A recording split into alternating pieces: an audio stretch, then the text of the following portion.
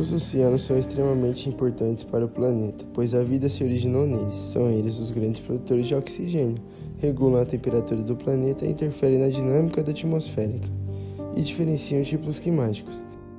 A imensa massa de água salgada que cobre o planeta Terra foi dividida em 5 proporções: o Oceano Antártico, o Oceano Ártico, o Oceano Atlântico, o Oceano Índico e o Oceano Pacífico. Cada um possui uma característica própria, como temperatura, insolação solar, salinidade, movimentos das ondas e correntes marítimas. Os oceanos recebem anualmente mais de 25 milhões de toneladas de resíduos, sendo que cerca de 80% tem origem nas cidades e correspondem ao lixo que não é coletado e tem destinação inapropriada. Os 5 fatores como causa dos problemas atuais são o aumento da temperatura, acidificação, contaminação, lixo e pesca. O plástico veio a se tornar o material mais utilizado no planeta, graças ao seu baixo custo de produção e abundante escala de produção. Infelizmente, isso gera muitos descartes irregulares de embalagens em lugares inapropriados, como o oceano. Atualmente, o mundo produz mais objetos plásticos do que nunca, concretamente 500 milhões de toneladas por ano, de acordo com Greenpeace. Muitos desses objetos são plásticos de uso único, como garrafas, sacolas e talheres de plástico. Os tais resíduos, ao serem descartados, podem terminar em um aterro ou eventualmente serem reciclados. O problema é que os dados sobre reciclagem, segundo o Greenpeace, não são muito animadores. De todo o plástico produzido em âmbito mundial até hoje, apenas 9% foi reciclado, contra 12% que foi incinerado e 79% que terminou em aterros ou diretamente no meio ambiente. Os microplásticos são detritos de plástico normal com diâmetro muitas vezes menores que 5 milímetros. Os microplásticos são até piores que o plástico normal nos oceanos, pois eles possuem um diâmetro microscópico que pode confundir os animais marinhos, fazendo que eles confundam com micro-organismos da sua cadeia alimentar, e isso pode levá-los à asfixia, e também quando não há asfixia eles podem sofrer lesões em órgãos internos e ao bloqueio do tratamento gastrointestinal. Os efluentes líquidos são provenientes de atividades humanas e atividades industriais. O litoral norte de São Paulo sofre com um grande problema na questão dos tratamentos de efluentes, pois parte dos efluentes é tratado e parte dos efluentes é jogado em natura nos corpos d'água novamente. Os efluentes não tratados são enviados ao mar através dos emissários marinhos. Isso pode causar uma série de complicações, como por exemplo o aumento da matéria orgânica no oceano. Para isso que existem as padronizações do efluente que deve ser lançado. Para isso existem os órgãos competentes, como o CONAMA, que é um órgão federal, que tem as leis 357 e 430. A 430 é uma complementação da primeira. E além disso, há os órgãos estaduais, como por exemplo a CETESB, que tem a resolução 8.468 de 1976. Segundo dados da CETESB, das 177 praias monitoradas no litoral norte do estado de São Paulo, 147 estão próprias para banho. Apenas 30 estão impróprias, o que representa uma porcentagem de 83%.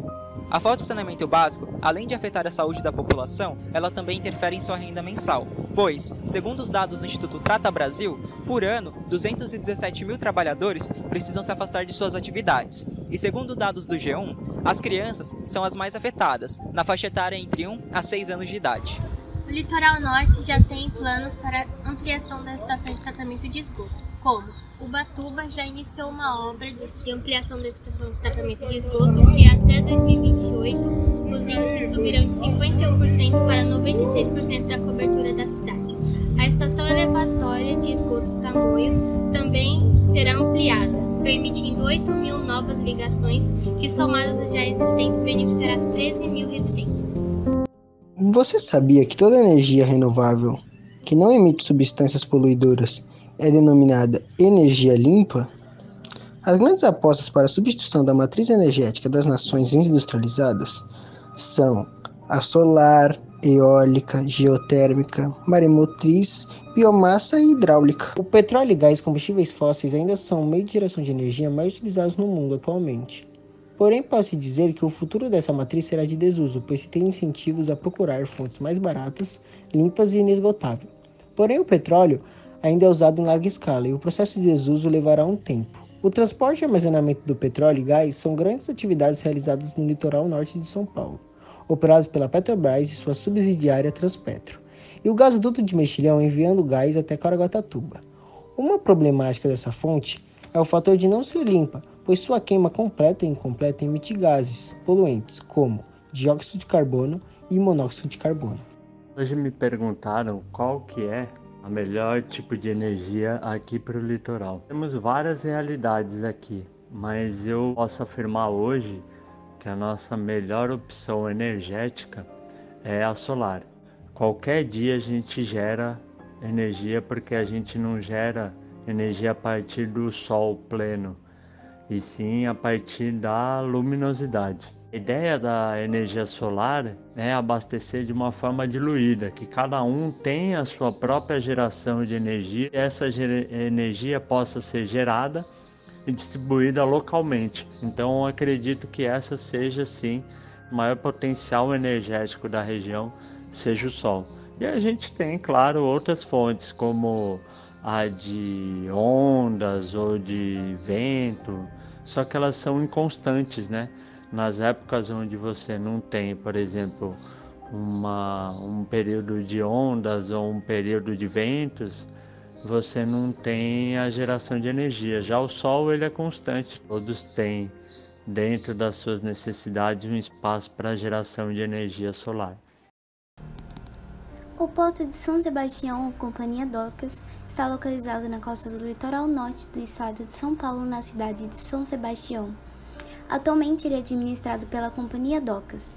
O porto é o primeiro porto público a receber a certificação ambiental ISO 14001, ocupando o primeiro lugar em qualidade de gestão ambiental segundo o Índice de Desempenho Ambiental Portuário da ANTAQ. É o primeiro porto a ter um plano contra vazamento de óleo aprovado pelos órgãos ambientais.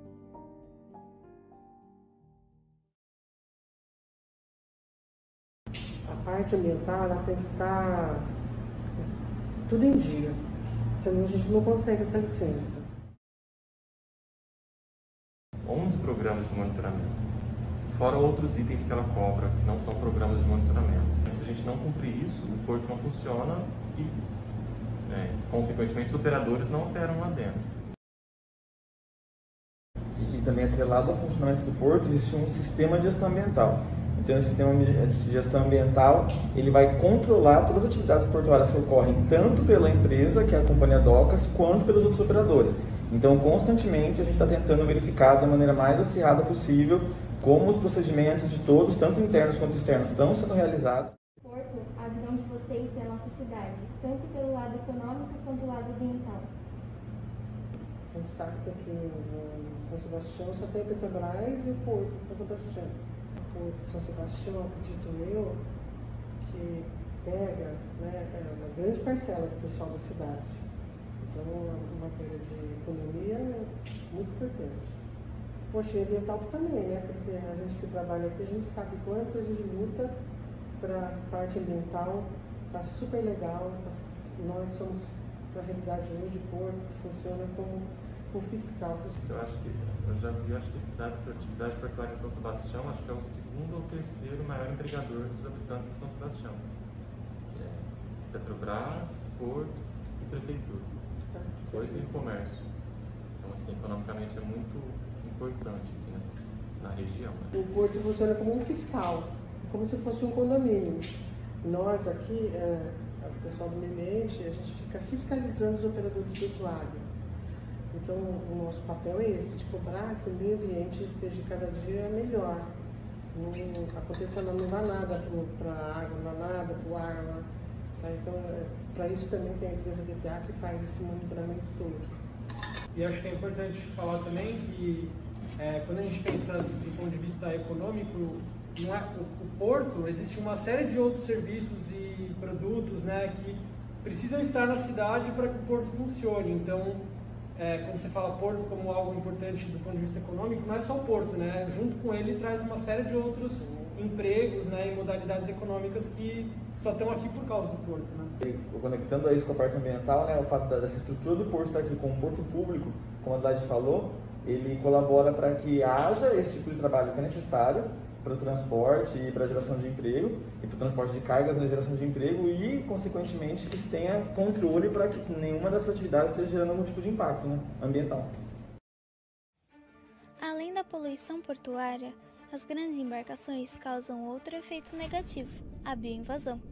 Naturalmente, devido a barreiras fisiológicas e geográficas, a dispersão de espécies marinhas ocorre em menor escala. Porém, a ação humana permite, de forma negativa, que alguns organismos cheguem a locais distantes do qual se originaram. Nos navios, a água de lastro, utilizada para manter o equilíbrio das embarcações, a bioincrustação nos cascos podem conter e transportar bactérias, pequenos invertebrados, ovos ou larvas de organismos maiores. Além dos navios, existem outros vetores antropogênicos de transporte e dispersão que podem acarretar em uma bioinvasão, como plataformas, boias de navegação, flutuantes, hidroaviões, detritos como redes de plásticos por meio da aquicultura marinha e equipamentos de recreação. Outro meio preocupante é pelo descarte de organismos que estavam em aquários, domésticos ou públicos, ou que participaram de algum tipo de pesquisa e foram descartados. A bioinvasão é tida como uma das maiores ameaças da atualidade, apresentando perda significativa da biodiversidade.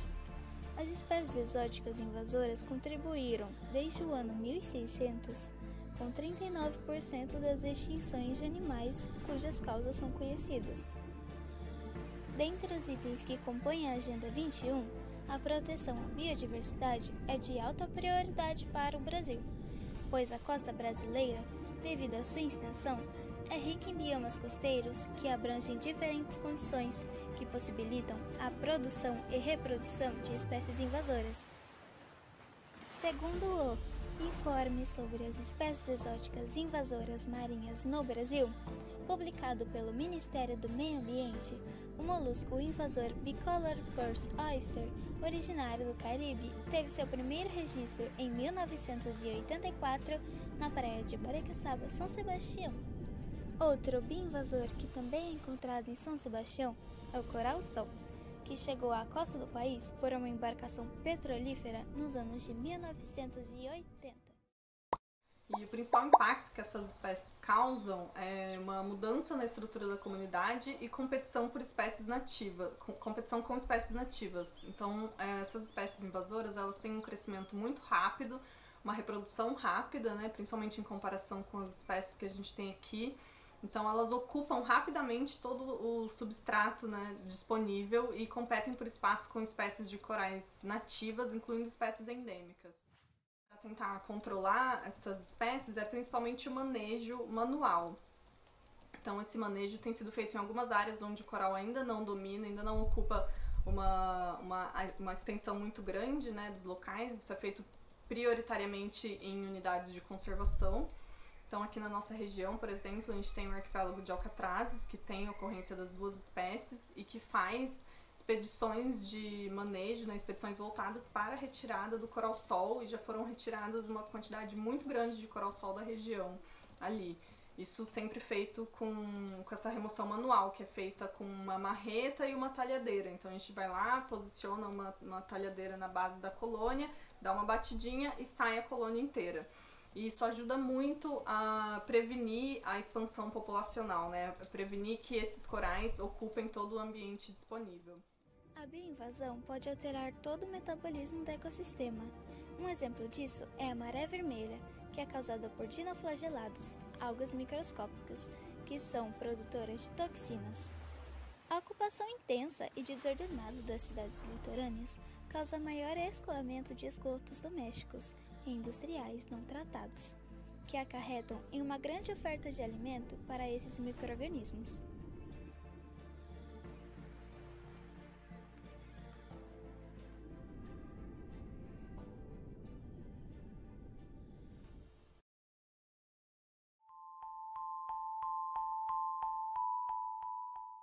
Os primeiros registros da pesca predatória são datados no início do século XVIII. No século XX se tornou um problema permanente, sendo considerada uma ameaça à biodiversidade marinha. A pesca dessa forma retira do ambiente aquático mais do que ele consegue repor, comprometendo o equilíbrio ecológico, criando a bioinvasão marinha. Isso leva à morte de outras espécies, como tartarugas, aves marinhas e corais. Eu vou vou falar sobre a pesca fantasma, que ela é o impacto que os equipamentos de pesca causam quando são descartados no oceano. E elas são responsáveis pelas mortes de diversos animais aquáticos. De acordo com a estimativa de um estudo da maré fantasma, esses equipamentos eles matam cerca de 70 mil animais por dia e 25 milhões por ano. E há um tanque no Aquário de Santos que mostra só esses equipamentos para mostrar os danos que eles causam no oceano e com os animais marinhos. Olá, eu vim dar uma pequena contribuição aqui porque o assunto é muito extenso e falar sobre a pesca predatória, que é uma prática que está sendo muito abusiva em todo o nosso país, né? Onde se retira do ambiente marinho mais do que ele possa repor. E vou dar um exemplo como é a pesca do camarão. Foi-se criado até um seguro para esses pescadores enquanto eles não estão no mar, né? Que esta data é do dia 1º de março até 31 de maio, onde eles recebem como se fosse um seguro desemprego, como se fosse um trabalhador normal, para que não esteja no mar pescando. E aqui nós já tivemos diversas apreensões, principalmente com embarcações de fora, onde são presas a documentação, são presos os barcos e todos os tripulantes sob sanções, né? Porque estão acabando com todas as espécies, e por isso que a gente temos bastante espécies ameaçadas aí, tá bom? A gente pode concluir então que a pesca predatória tem um grande impacto no ambiente marinho, e esses períodos do ano onde não é permitido pescar certos animais, eles nem sempre são respeitados. E mesmo se eles fossem respeitados, a gente acredita que isso não anularia o problema, porque ainda assim existe a pesca fantasma, que mata muitos animais. A partir da década dos anos 80, a cidade de São Sebastião começou a ser reconhecida como um ponto de turismo. Ao longo do tempo, as coisas foram evoluindo para o que é atualmente, e essa prática gerou cada vez mais lucros para a cidade e hoje em dia é uma das mais importantes formas de economia do município. Porém, a alta concentração de turistas na temporada acaba gerando muitos riscos ao meio ambiente. Em março de 2019, o Instituto Argonauta e o Aquário de Ubatuba recolheram 4,5 toneladas de lixo nas praias do litoral norte. O trabalho foi feito visando avaliar a quantidade e o tipo de lixo recolhido, com a intenção de conscientizar os frequentadores e reduzir a emissão de resíduos para o mar. Segundo o Instituto Argonauta, o estudo foi baseado em metodologia científica adaptada para a região, na qual os lixos nas praias são classificados em ausente, traço, inaceitável e caótico. Com 57 praias investigadas, Ubatuba foi a cidade com mais lixo recolhido, com 1,66 toneladas. Em seguida, São Sebastião com 1,22 tonelada, Caraguatatuba com 1,5 tonelada e Ilhabela com 616 quilos. Em 2018, 44 praias do litoral norte estavam impróprias na temporada de verão. Em 2019, Ilhabela colocou em prática a Operação Praia Limpa, com o foco de limpeza ao oceano e conscientização aos banhistas. Com esta ação, foram retirados do mar 170 quilos de resíduos. Em 2020, moradores protestaram pelo lixo descartado por turistas no município de Ubatuba, durante a pandemia. Além disso, apontaram que o turismo predatório aumenta o Covid-19 na cidade e que 20% do turismo traz riqueza para a cidade, mas 80% do turismo é o predatório. A superpopulação nessa época do ano na região, inflada por milhares de turistas que descem a serra na temporada, associada à falta de atendimento no tratamento de esgoto, estão entre os fatores que colaboram para a poluição nas praias. É possível notar que o turismo influencia direta e indiretamente a população regional, gerando renda. A partir dessa perspectiva, falamos com o Marcos Cará, dono da maior empresa de turismo do Litoral Norte, para saber como o turismo impacta positivamente no cotidiano de sua empresa. Para você, quais são os benefícios do turismo, como ele afeta a sua vida e a dos seus funcionários? Legal, os benefícios do turismo é poder mostrar ao turista, que vem para Ilhabela de qualquer parte do mundo, o que Ilhabela é, o que Ilhabela tem,